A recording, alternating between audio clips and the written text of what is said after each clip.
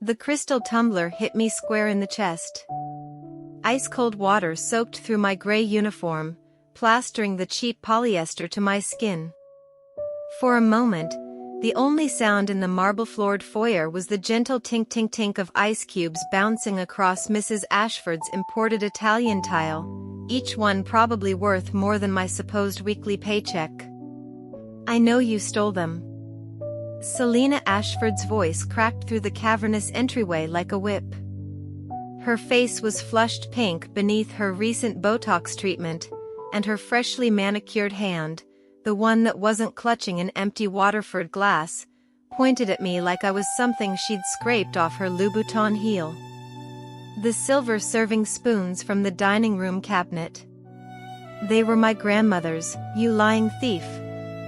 I stood there, dripping, while her party guests whispered and giggled from the living room doorway.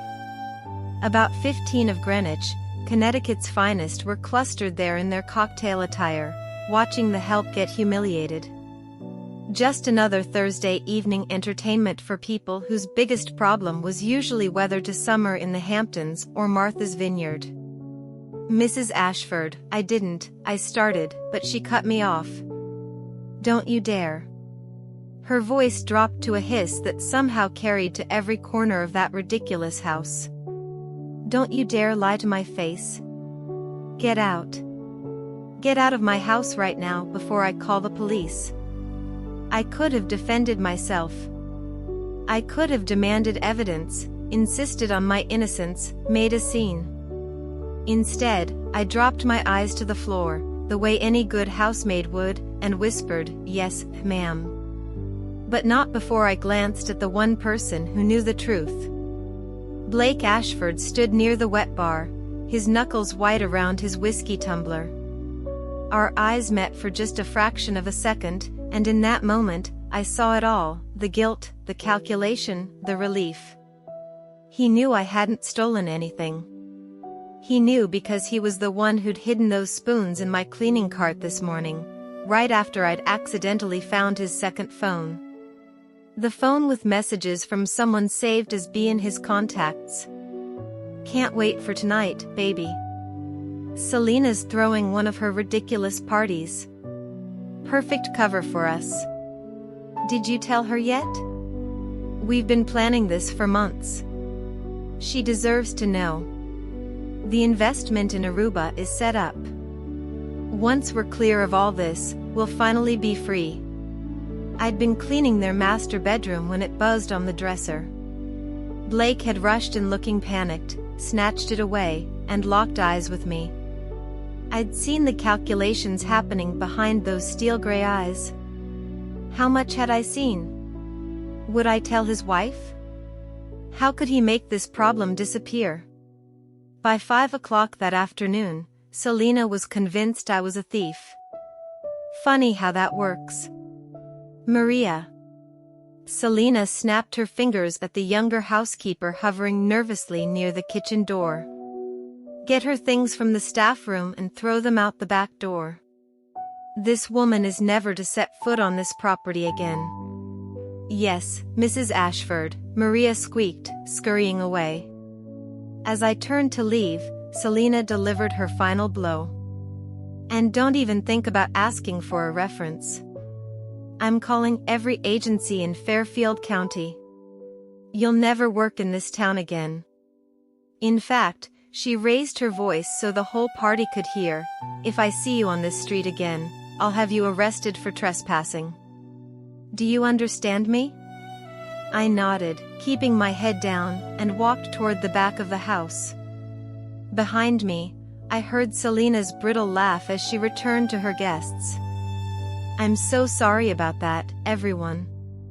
You just can't trust anyone these days." Now, where were we?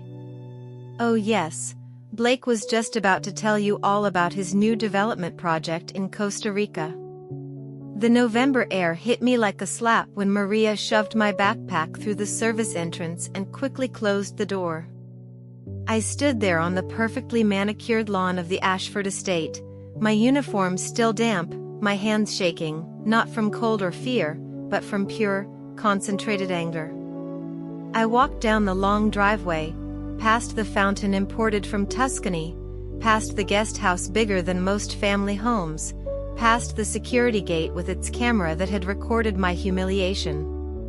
I walked until I turned the corner onto Maple Ridge Road, out of sight of the house. Then I pulled out my phone, not the cheap Android I'd been carrying for 3 months, but my real phone, the iPhone I'd kept hidden in my car, and made a call. "Michael? It's me. Bring the car around. And call David. Tell him it's time." 30 minutes later, I was sitting in the back of my Mercedes S-Class, my driver Michael at the wheel, heading toward my real home, a penthouse in Manhattan that cost more per month than Selena Ashford spent on shoes. And she spent a lot on shoes. "How'd it go, Ms. Morrison?" Michael asked, glancing at me in the rearview mirror. "Exactly as predicted," I said, pulling the wig off my head and running my fingers through my actual hair, not the mousy brown I'd been wearing, but my natural auburn. She threw water in my face, accused me of theft, and threw me out in front of all her friends. "And Mr. Ashford?" "Didn't say a word. Just like I expected. He's too busy protecting his affair with Selena's best friend." My real name isn't Fatma Martinez, the Ecuadorian housekeeper from Queens that I'd been pretending to be. It's Evelyn Morrison, and I own approximately $40 million in real estate across the tri-state area, including the 6-acre estate that Blake and Selena Ashford had been renting from me for the past 3 years. Well, renting implied they were actually paying rent. It had started 4 months ago when my property manager, Gerald, called me about the Ashford account. "Ms. Morrison, I'm afraid we have a situation. Mr. Ashford is 6 months behind on the rent. Claims his development company is having cash flow problems." 6 months. $72,000 in unpaid rent on a property I could have leased to any number of wealthy families in Greenwich's Gold Coast. But Blake Ashford had assured Gerald it was temporary, that money was coming, that his new project in Costa Rica would solve everything. I could have simply evicted them. That's what my lawyer advised. Standard 30-day notice, Evelyn. Clean, simple, legal. But I've learned something in my 15 years of building my real estate portfolio. When someone owes you money and starts making excuses, there's usually a story worth knowing. And the best way to learn that story isn't through lawyers or property managers. It's to get inside and see for yourself. So I created Fatma Martinez.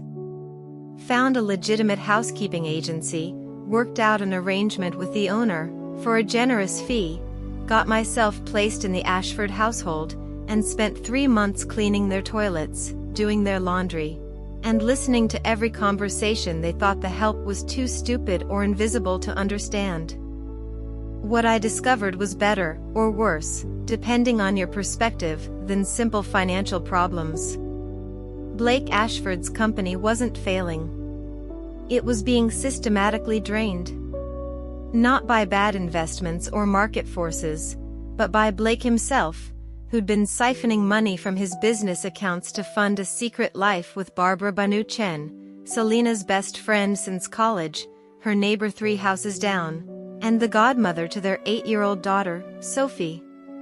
I'd pieced it together slowly, like assembling a jigsaw puzzle made of whispered phone calls, suspicious credit card statements left on his home office desk, and that second phone I'd found this morning. The phone that sealed his fate. In my car, I opened my tablet and pulled up the folder labeled Ashford Evidence. Months of documentation. Photographs I'd taken with my hidden camera pen. Recordings from the voice-activated device I'd planted in his office. Bank statements I'd photographed when he left them in the trash. Rich people never thought the maid actually looked at their garbage. Flight records showing Blake and Barbara had taken 4 trips together in the past year.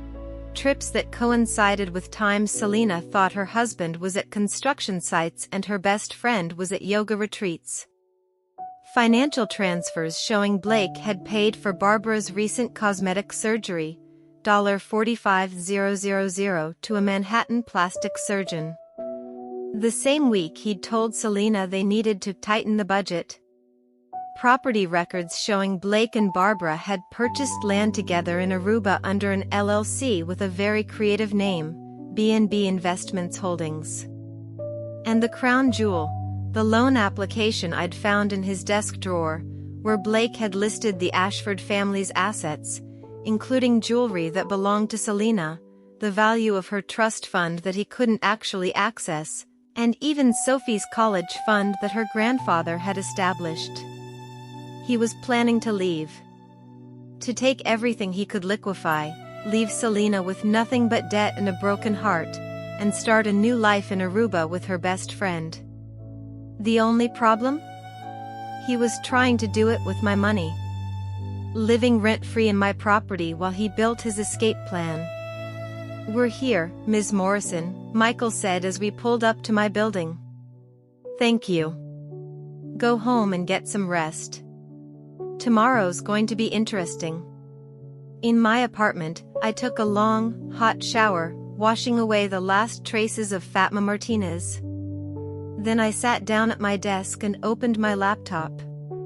My lawyer David had already sent through the eviction notice, which I reviewed and approved.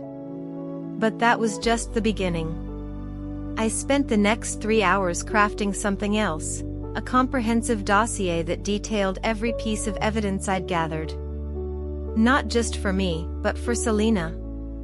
Because here's what Blake and Barbara didn't understand: I wasn't just a landlord protecting my investment.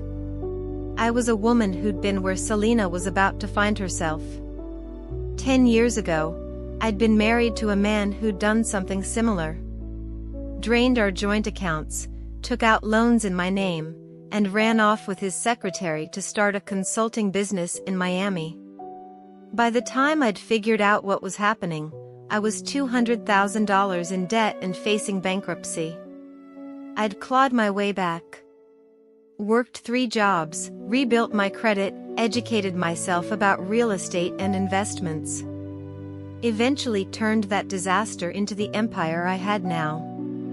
But I remembered the betrayal. The humiliation. The rage of being made a fool. Selena Ashford was shallow, entitled, and had just thrown water in my face and called me a thief in front of a room full of people. But she didn't deserve what her husband and best friend were planning to do to her. At 11 p.m., I got a text from my private investigator, Marcus: "Everything's confirmed. Flight to Aruba booked for them both on December 3rd. 1 week from today. Accounts being transferred starting Monday." Perfect. That gave me just enough time. I pulled out my phone and composed a message to Gerald: "Schedule a property inspection for the Ashford residence. Tomorrow, 9 p.m. I'll be conducting it personally. Make sure the tenants are informed that I'll be entering the property to assess condition prior to lease renewal discussions." It was a lie, of course. There would be no lease renewal. But it would get me back into that house one more time. And this time, I wouldn't be wearing a uniform. As I lay in bed that night, I thought about the look on Blake's face when I'd walked toward that back door. The relief. He probably thought he dodged a bullet, that the inconvenient maid who'd seen too much was gone, and now he could proceed with his plans. He had no idea that the bullet was still coming. And it had his name on it. The next morning, I went to my favorite salon in Manhattan. "Margot," I told my stylist, "I need to look like I own the world." "Darling," she laughed, running her fingers through my hair, "you do own a significant portion of it. Let's make sure everyone knows it." 3 hours later, I left with a fresh color, a precision cut, and nails that could double as weapons. I went shopping next, not the designer boutiques Selena frequented, but a small tailor I knew in Brooklyn who made custom suits for women in finance. I needed armor for tonight, and it came in the form of a crisp white Armani-inspired suit that fit like it had been sewn onto my body. At 6 p.m., I met David Rothstein, my lawyer, at his office in Midtown. "Evelyn," he greeted me with his usual reserved smile. "I have to say, this is the most elaborate eviction I've handled in 30 years of practice." "I'm a woman of elaborate tastes," I said, settling into the chair across from his desk. "Do we have everything?" He slid a leather portfolio across to me. "Eviction notice. Lease termination documentation citing the moral turpitude clause, which, I might add, was very clever of you to include when you initially drafted this lease. Evidence documentation organized by date and type. And your property deed, in case anyone questions your authority to be there." I flipped through the pages, satisfaction warming my chest. "Perfect." "Evelyn," David said carefully, "I have to ask. Why tonight? Why in front of all those people? We could handle this quietly. Legally. Less risk of blowback." I looked up at him. David was 65, with kind eyes and a father's concern in his voice. He'd been my lawyer since the beginning, had helped me rebuild after my own disaster. Because Blake Ashford is counting on the fact that people like Fatma Martinez, like I was pretending to be, don't have the resources or the courage to fight back. He's counting on shame and fear and powerlessness to keep his secrets safe. I closed the portfolio. And because Selena Ashford humiliated someone she thought couldn't fight back. She needs to learn that invisible doesn't mean powerless. David nodded slowly. "Just be careful.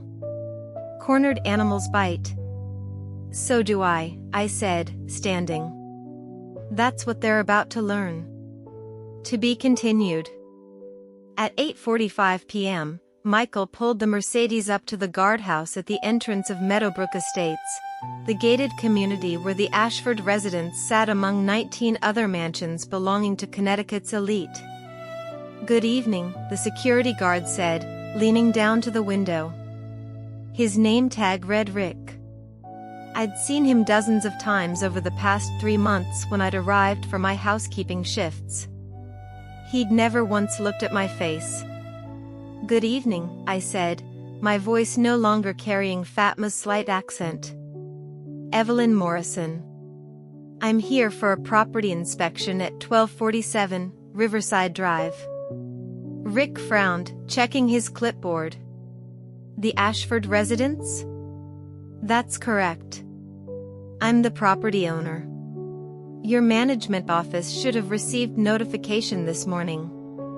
I watched the confusion flicker across his face as he really looked at me for the first time. I could see the wheels turning. Did he know me from somewhere? Then his eyes widened slightly. He was remembering the mousy housekeeper who used to wave at him from the bus stop. Yes, ma'am. Let me just verify." He retreated to his booth, made a phone call, then returned. "You're cleared to enter, Ms. Morrison. Do you know the way?" "I know it very well," I said with a smile that didn't reach my eyes. As we drove through the gates, past the perfectly manicured lawns and the houses that looked like they belonged on the cover of Architectural Digest, I felt my heart rate pick up. Not from nervousness, from anticipation. The Ashford house blazed with light. Cars lined the circular driveway, a Porsche, 2 Mercedes, a Tesla, a Bentley. Through the large windows, I could see people in evening wear, champagne glasses catching the light from the chandelier I'd cleaned just yesterday morning. "Looks like they're having another party," Michael observed. "Perfect," I said. "An audience makes this so much better." Michael knew better than to question me. He simply pulled up to the front entrance, not the service entrance I'd been using for months, but the main door with its ridiculous columns that Selina thought made the house look classical. I checked my appearance in the compact mirror one last time. The woman looking back at me bore no resemblance to Fatma Martinez. My hair was swept back in an elegant low bun, diamond studs in my ears, real ones, unlike the cubic zirconia Selina wore, thinking no one could tell the difference. The white suit was pristine, paired with black Louboutins that gave me an extra 4 inches. "Wait here," I told Michael. "This won't take long." I walked up to the front door and rang the bell. Through the frosted glass, I saw someone approaching. The door opened to reveal Maria, the young housekeeper, now wearing a serving uniform and carrying a tray. Her eyes went wide. "Fat, Miss Martinez?" "It's Morrison," I said gently. "Evelyn Morrison. And you don't need to be afraid, Maria. Nothing that happens tonight is your fault." "Is Mrs. Ashford in the living room?" Maria nodded, speechless. "Thank you," I said, and walked past her into the house I owned. The marble floors clicked under my heels as I crossed the foyer. The living room opened before me, approximately 30 people this time, more than last night. Selina must have called in reinforcements after the excitement of throwing out the help. Everyone loved a good scandal story at these parties. I paused in the doorway, the leather portfolio tucked under my arm, and took in the scene. Selina held court near the fireplace, wearing a red dress that probably cost $5,000.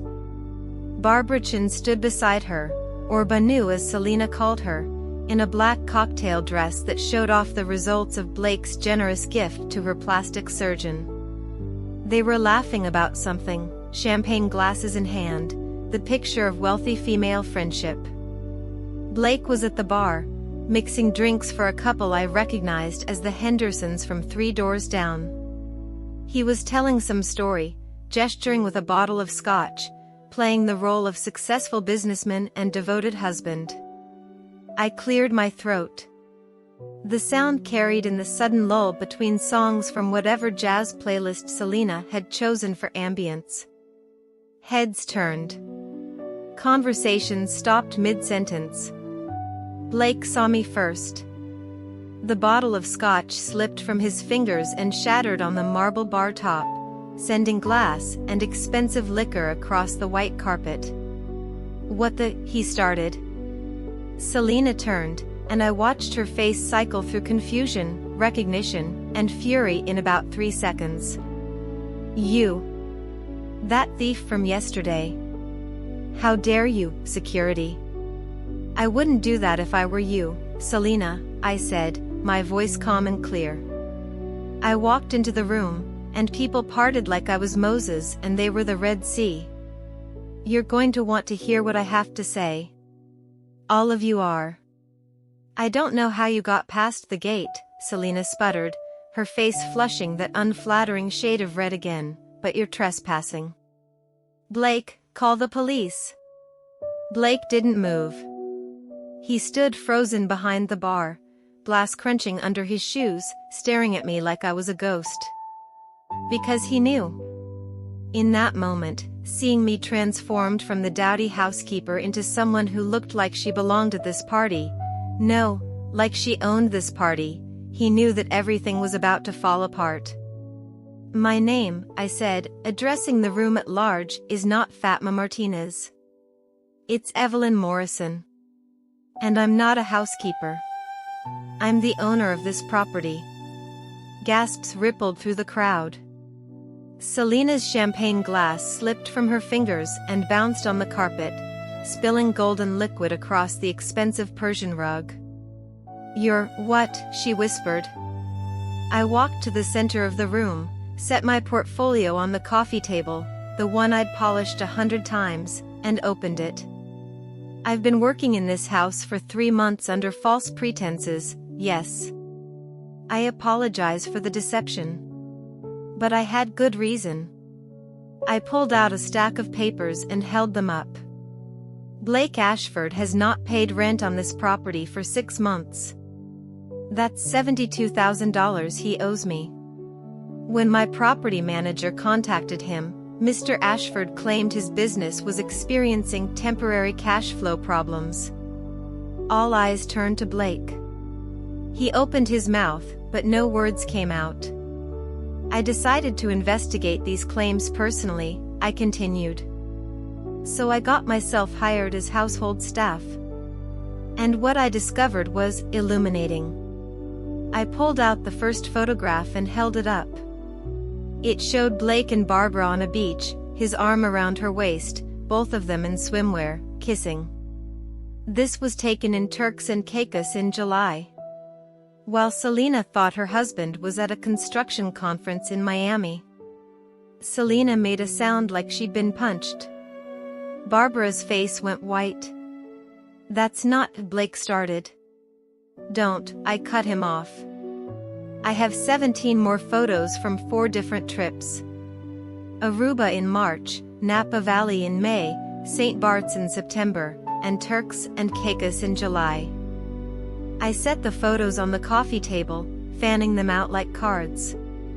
People craned their necks to see, whispers building. But the photographs are just the beginning, I said, pulling out bank statements. These show transfers from Ashford Development LLC to various personal accounts. A payment of $45,000 to Dr. Richard Chen, no relation to Barbara, apparently, a plastic surgeon in Manhattan. Paid in April. I looked directly at Barbara. That was for your breast augmentation, wasn't it?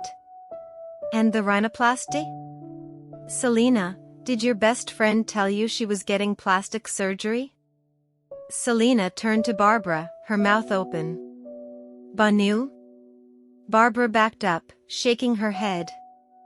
Selena, I can explain. There's more, I continued relentlessly. Property records showing that Blake Ashford and Barbara Chen purchased 2.3 acres of beachfront land in Aruba through a shell company. B&B Investment Holdings. I paused. That's very cute, by the way. Blake and Barbara. Real creative. The room had gone completely silent except for someone's phone hitting the floor. And my personal favorite, I said, pulling out the final document, a loan application submitted to Chase Bank 3 weeks ago, where Mr. Ashford listed his wife's jewelry collection, her trust fund, and their daughter Sophie's college fund as collateral for a $2 million loan. Selena swayed. The woman next to her, Mrs. Henderson, grabbed her arm to steady her. The purpose of the loan? I looked at Blake. To develop a boutique resort in Aruba. Which, according to the business plan I found in your desk drawer, was going to be run by you and your business partner Barbara Chen. Barbara was crying now, mascara running down her face. Selena, please, I never meant. You bitch. Selena lunged at her best friend. It took 3 people to hold her back. You were sleeping with my husband. You're Sophie's godmother. The party erupted into chaos. People were shouting, phones were out recording everything, and someone had knocked over a vase that shattered across the floor. Blake tried to run. He actually made it to the hallway before 2 of the men from the party, I think they were the Walkers, hedge fund managers from across the street, grabbed him and hauled him back. You can't prove any of this. Blake shouted, struggling. She's lying. She's a stalker, she's obsessed with me, she. I pulled out my phone, tapped the screen, and my voice came through clear as crystal. Blake, honey, I can't keep doing this. When are you going to tell Selena? Barbara's voice, recorded from the device I'd planted in Blake's home office. Soon, baby. The Aruba deal is almost done. Once I get that loan approved, we'll have enough to disappear. Selena won't even see it coming. Blake's voice, recorded 3 weeks ago. The room went silent again. Blake stopped struggling. I turned off the recording. I have 47 hours of recordings like that. Would you like to hear more? Selena had stopped fighting against the people holding her. She stood there, trembling, tears streaming down her face, staring at her husband and her best friend. "How long?" she whispered. "How long has this been going on?" Barbara sobbed. 2 years. A collective gasp. 2 years. While Selena had thrown birthday parties and hosted dinners and planned their family vacation to Disney World, her husband and best friend had been planning to steal everything and run. "Mrs. Ashford," I said, my voice softer now, "I came here tonight for 2 reasons. First, to deliver this." I pulled out the eviction notice. "You have 30 days to vacate this property. The lease termination is effective immediately due to violation of the moral turpitude clause. Yes, that's actually in your lease. Your husband signed it without reading carefully, and failure to pay rent." I set the notice on the table. "Second, to give you this." I handed her a business card.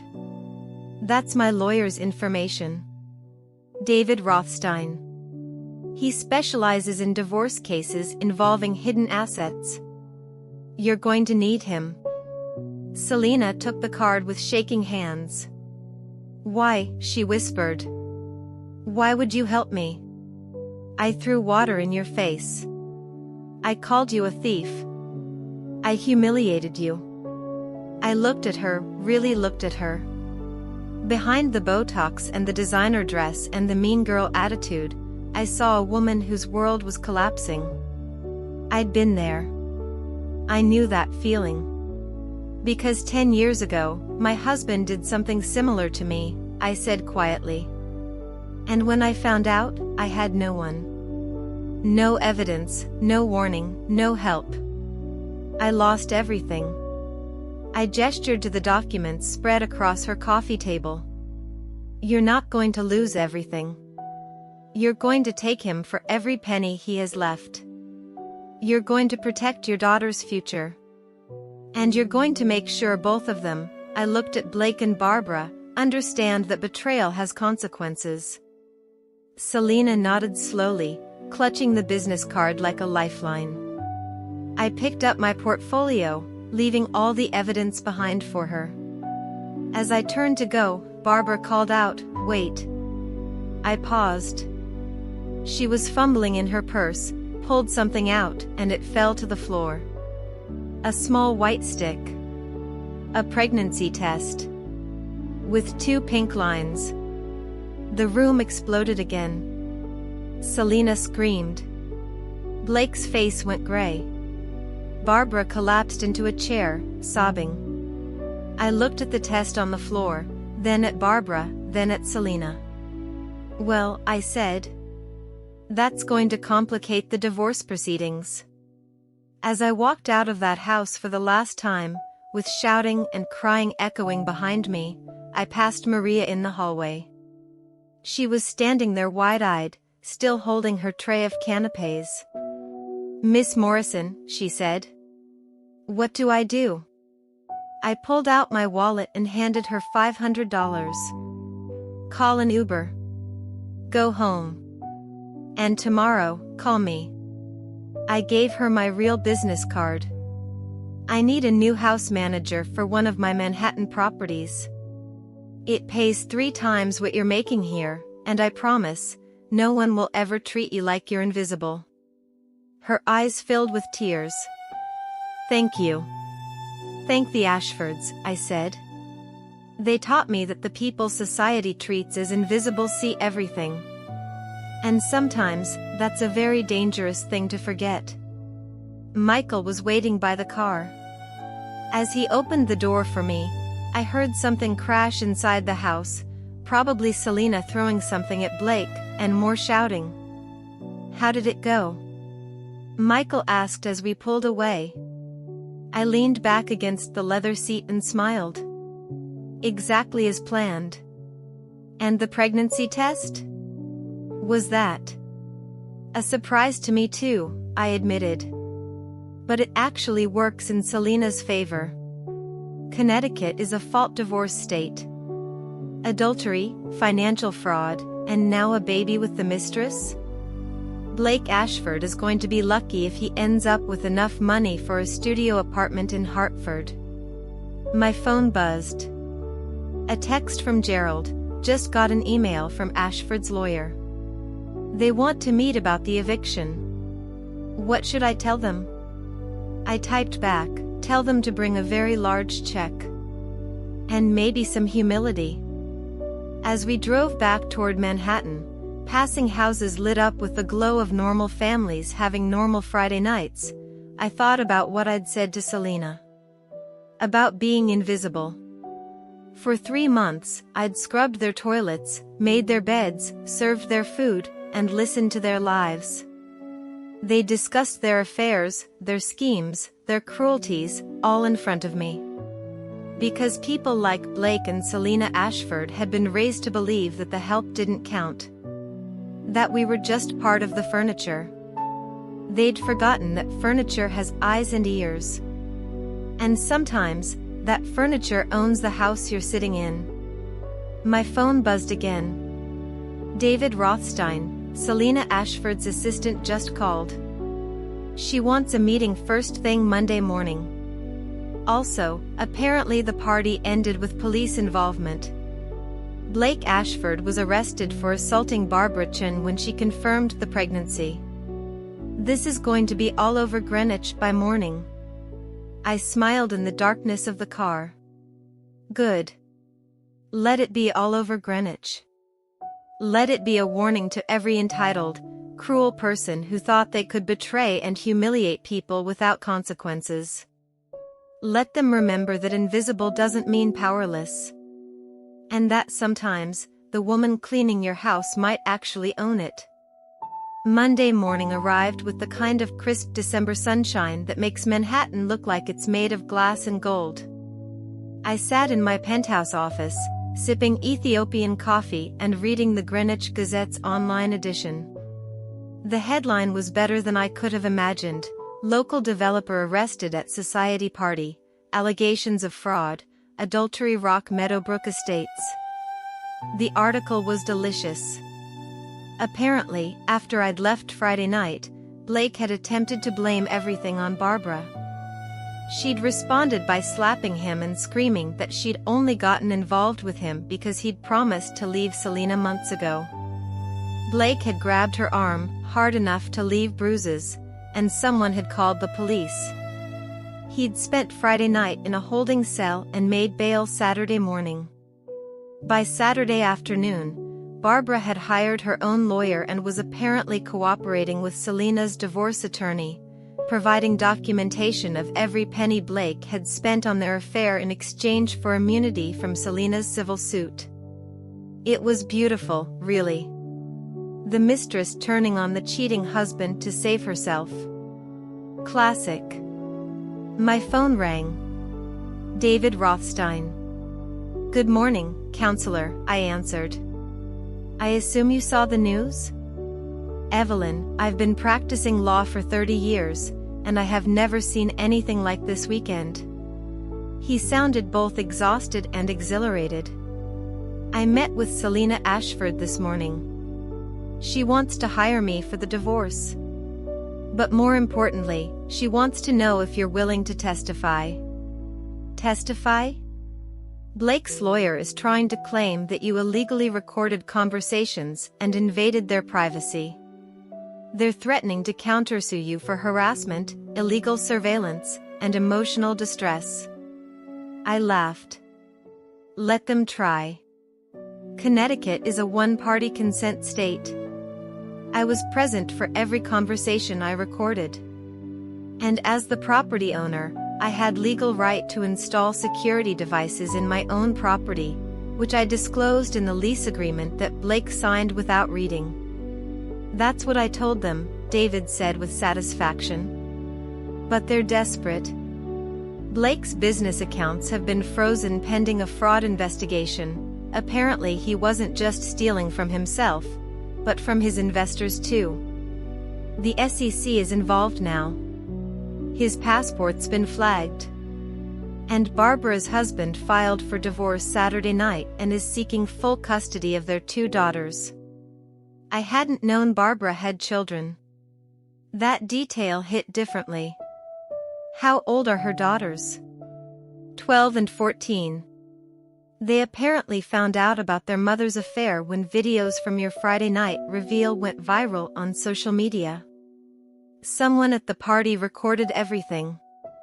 My stomach twisted slightly. I'd wanted justice, wanted consequences for Blake and Barbara's betrayal. But children caught in the crossfire, that wasn't something I'd fully considered. Evelyn? David's voice was gentle. You didn't do this. They did. You just turned on the lights. I know, I said quietly. It doesn't make it easier. It shouldn't, he replied. The day destroying a family feels easy is the day you've become the villain. But Evelyn, Blake Ashford was going to destroy his family anyway. He was just going to do it with all the money and none of the accountability. You made sure Selena and Sophie won't be left with nothing. He was right. I knew he was right. So what happens now? I asked. Now? Now we go for the throat.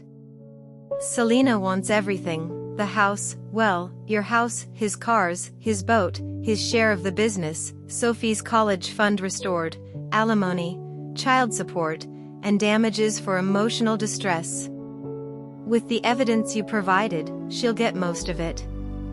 Good, I said. What about my back rent? I'm working on that. Blake's assets are complicated right now with the criminal investigation, but I've put a lien on his business accounts.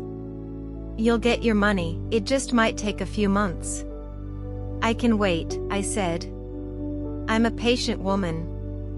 After I hung up, I sat staring out at the Manhattan skyline, thinking about the chain reaction I'd started.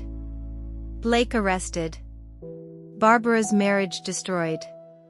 2 teenage girls learning their mother had been living a double life. Sophie Ashford, only 8 years old, about to find out her father had been planning to abandon her. Had I done the right thing? My phone buzzed with a text from an unknown number. Ms. Morrison, this is Maria Gonzalez, the housekeeper from the Ashford residence.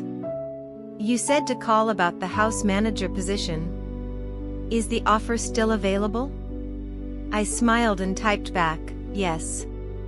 Can you come to my office tomorrow at 10 a.m.? Bring your resume if you have one. If not, just bring yourself.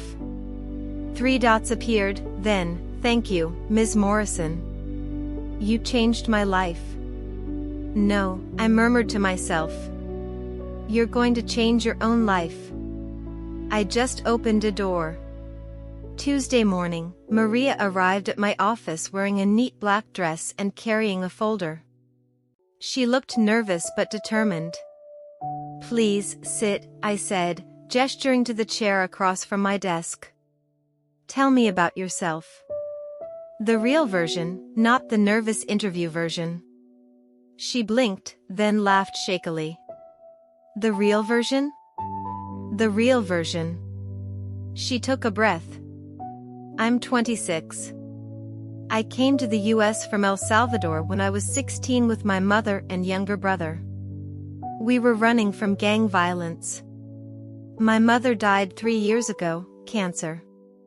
My brother is in college now at CUNY, studying computer science. I've been working as a housekeeper since I was 18 to pay for his school. Why housekeeping? I asked. Because it's invisible work, she said simply. I didn't have papers at first, and housekeepers, people don't look too closely at housekeepers. They just want their toilets clean and their beds made. By the time I got my work permit 2 years ago, I was already in the industry. And the Ashfords? Her expression hardened. Mrs. Ashford threw a glass at me once because I put the wrong flowers in the dining room vase. Mr. Ashford tried to underpay me, said he'd forget to report my wages if I complained. They treated me like I was nothing. But you stayed. I needed the money. My brother's tuition. Rent. Food. She looked down at her hands. When you gave me that $500 Friday night, I cried for an hour. No one has ever just given me something like that. Expected nothing back. I leaned forward. Maria, I'm offering you a position as house manager for my property in Upper West Side. It's a brownstone divided into 4 apartments. Your job would be to oversee maintenance, coordinate with my property management company, handle tenant issues, and manage any contractor work. It pays $75,000 a year, plus health insurance, plus free accommodation in the ground floor apartment. Her eyes widened. 75, but I don't have experience managing. You've been managing the Ashford household for 2 years, I interrupted. You coordinated contractors, managed inventory, organized events, and handled everything from grocery shopping to scheduling maintenance. That is management experience. You just weren't paid appropriately or given the correct title. Why me? She whispered. Why are you doing this? Because someone should have done it for me 10 years ago, I said honestly. And because you were kind to me when I was pretending to be Fatma. You showed me where things were, you shared your lunch with me, you warned me when Mrs. Ashford was in a bad mood. You treated me like a person. Maria's eyes filled with tears. When do I start? January 1st. That gives you time to give notice wherever else you're working. Deal? Deal, she said, laughing through tears. After Maria left, I felt something I hadn't felt since this whole situation started, genuinely good. Not satisfied or vindicated or triumphant. Just good. 3 weeks later, 2 days before Christmas, I received a letter delivered by courier to my office. The return address was Meadowbrook Estates. Inside was a handwritten note on expensive stationery. Dear Ms. Morrison, I don't know how to begin this letter. I've started it a dozen times. Thank you seems inadequate for what you did. You gave me the evidence to protect my daughter's future. You exposed a betrayal I was too blind or too stubborn to see. You gave me the tools to fight back. But I also need to apologize. I treated you abominably. I threw water in your face, called you a thief, and tried to ruin your reputation. I did this because I believed that someone in a housekeeper's uniform was beneath me, was less worthy of respect and dignity. I was wrong. I was cruelly, horrifically wrong. My divorce from Blake will be finalized in February. He's facing criminal charges for fraud and embezzlement from his investors. He'll likely spend time in prison. Barbara Chin moved to California to stay with her sister. Her ex-husband has full custody of their daughters. Sophie asks about her father sometimes. I don't know what to tell her yet. How do you explain to an 8-year-old that her father tried to steal her college fund to run away with her godmother? I'm selling most of my jewelry and the boat Blake bought. The money will go to Sophie's education fund and to therapy for both of us. Dr. Rothstein has been invaluable. I don't know what I would have done without him. I'm moving out of your property on January 15th. I've found a smaller house in town, one I can actually afford. It's strange, but I think I'll be happier there. Less space to fill with things that don't matter. There's one more thing I need to tell you. After everything happened, I reached out to several other women in our social circle, women whose housekeepers, nannies, or assistants I'd seen treated poorly. We're starting a domestic workers advocacy group. Fair wages, legal protections, dignity in the workplace. It's small, but it's something. I can't undo the person I was. But maybe I can become someone better. I hope someday you can forgive me. Respectfully, Selina Ashford. I read the letter 3 times, then carefully folded it and placed it in my desk drawer. Forgiveness. That was a complicated word. Did I forgive Selina for her cruelty? Not entirely. The memory of that water in my face, the humiliation, the casual way she'd tried to destroy someone she thought was powerless, that still stung. But did I believe people could change? Yes. I had to believe that. Because I had changed too, hadn't I? From the broke, betrayed woman I'd been 10 years ago to the person I was now. I picked up my phone and called David. The Ashford divorce, Selina's being fair in the negotiations? Surprisingly, yes, he said. She could push for more, but she's mostly focused on protecting Sophie and getting enough to rebuild. Why? When it's finalized, send me the details of Sophie's education fund. I want to contribute. Silence on the other end. Then, Evelyn, you don't have to. I know I don't have to. But Blake Ashford tried to steal that child's future. I want to make sure she has one. You're a good person, David said quietly.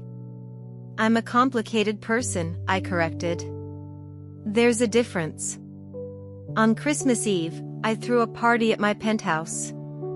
Not a society party with champagne and caviar, but a real party with people I actually cared about. Maria came, bringing her brother Carlos, who was shy but brilliant, talking excitedly about his computer science projects. My driver Michael came with his wife and their twin daughters. Gerald from my property management company. David and his husband.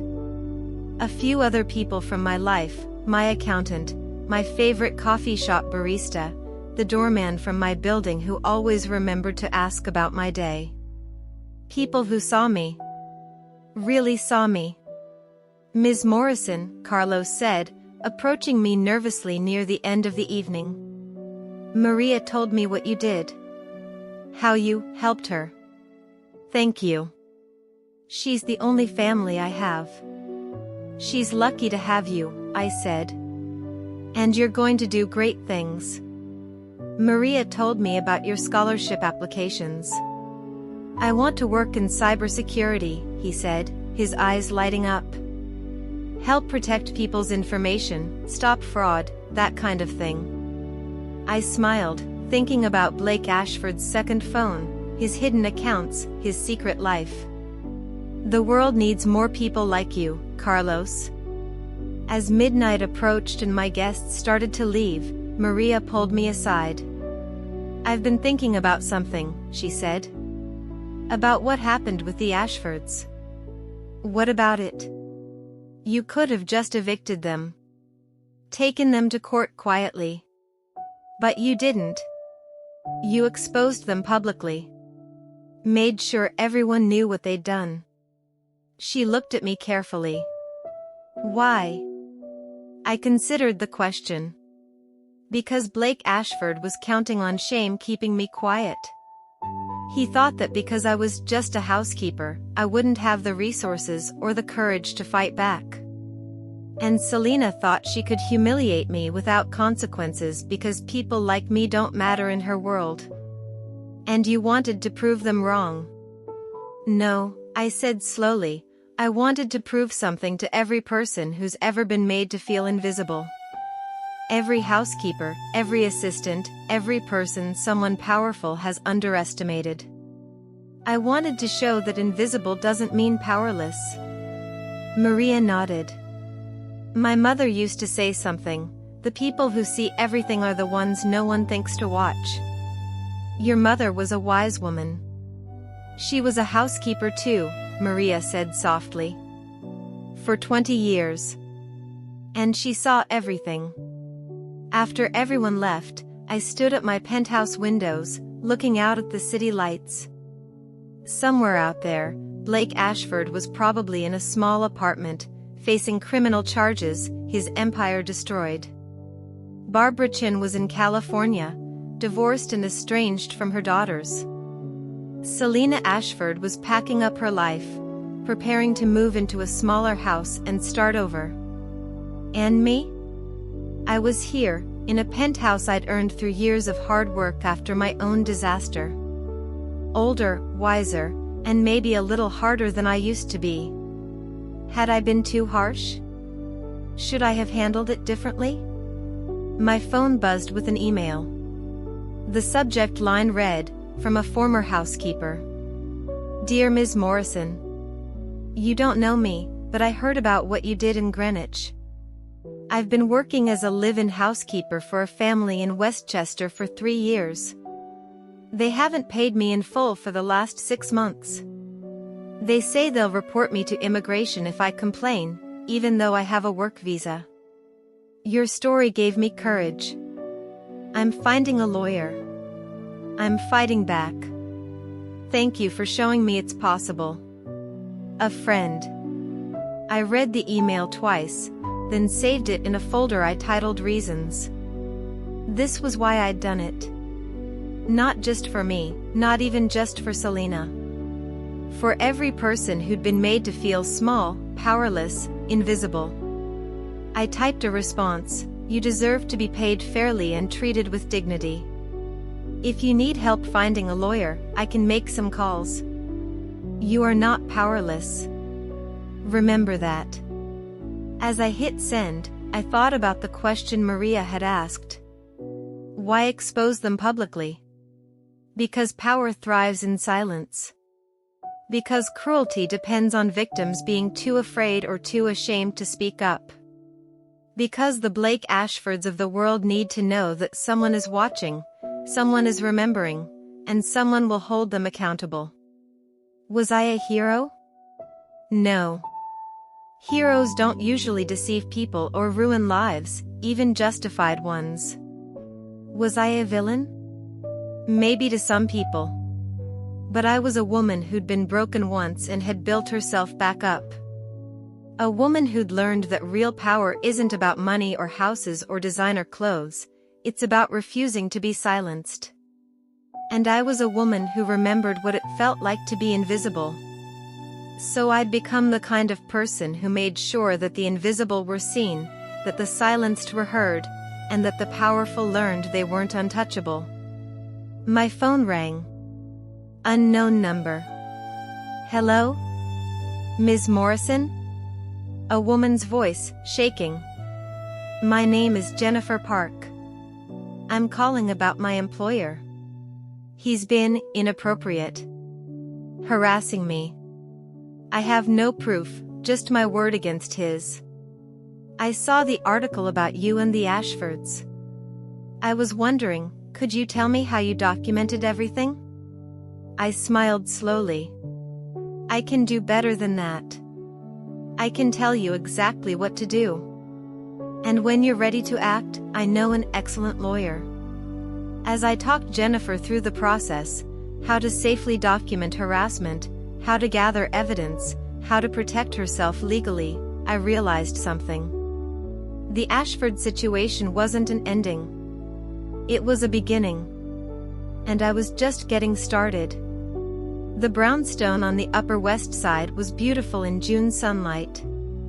Maria had transformed the small garden, and the building practically glowed with fresh paint and new windows. I stopped by for my monthly inspection, but really, I just liked visiting. Maria always had coffee ready and stories about the tenants, normal stories, happy stories, about people living their lives without drama or betrayal. Ms. Morrison, Maria said as we sat in her ground-floor apartment, I have something to tell you. Good news, I hope? I'm enrolling in college. Columbia. Business management. She looked nervous. It's part-time, evening classes. It won't interfere with my work here, I promise. Maria, I interrupted, that's wonderful. And yes, we'll make sure your schedule works. This is exactly what I hoped for you. She smiled, then hesitated. There's something else. That woman you helped, Jennifer Park? She sent me a message through your office. She wanted me to tell you thank you. Her case settled. Her employer paid her $200,000 and was fired from his company. Another one. There had been 7 others in the past 6 months. Women who'd heard about the Ashford situation and reached out, asking for help documenting workplace abuse, harassment, or fraud. I'd helped all of them. Oh, and this came for you, Maria said, handing me an envelope. Inside was a graduation announcement. Sophie Ashford was graduating from elementary school. There was a note in Selena's handwriting. Sophie is thriving. Therapy has helped. She asks about you sometimes, the woman who saved our house. I tell her you're a guardian angel. Thank you for the contribution to her education fund. She wants to be a lawyer when she grows up. I think she'd be good at it. The advocacy group is growing. We've helped 12 domestic workers file complaints against abusive employers. It's not much, but it's something. I'm learning to be better. I tucked the announcement into my purse. Maybe someday I'd meet Sophie, tell her the truth about who I was and what I'd done. Or maybe it was better to remain the mysterious woman who appeared one night and changed everything. As I left the brownstone, my phone rang. Unknown number again. Hello? Is this Evelyn Morrison?